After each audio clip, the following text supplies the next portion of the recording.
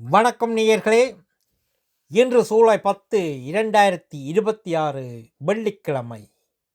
Norway Tamil முற்றச் செய்திகளுடன் கதிர். முதலில் தலைப்புச் செய்திகள்.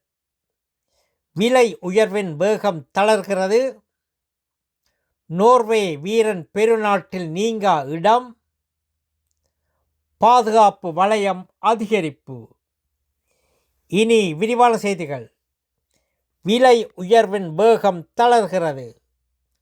நோர்வேயில் விலைகள் ஓராண்டில் 2.7 விழுக்காடு உயர்ந்துள்ளன. ஆனால் மே மாதத்துடன் ஒப்பிடுகையில் ஜூன் மாதத்தில் விலையேற்றம் 0.2 விழுக்காடு குறைந்துள்ளது. உணவு மற்றும் மின்னணு பொருள்களின் விலை உயர்வு மந்தமானதே இதற்கு காரணம். நோர்வே வீரன் பெருநாட்டில் நீங்கா இடம். நோர்வே கால்பந்து மீச்சிறப்பு வீரரான ஹோலாண்ட் அவர்களின் பெயரை பெருநாட்டில் 500க்கும் மேற்பட்ட பிள்ளைகளுக்கு வைத்துள்ளனர். உலகக் கிண்ணத்தில் அவரது சிறப்பான ஆட்டம் இந்த புகழை மேலும் உயர்த்தியுள்ளது.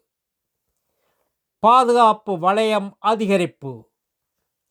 வன்முறையால் பாதிக்கப்பட்டவர்களின் பாதுகாப்பை உறுதி செய்ய நோர்வேயில் குற்றவாளிகளுக்கு மின்னணு கண்காணிப்பு கால்வளையம் அணிவிப்பது வேகமாக அதிகரித்துள்ளது.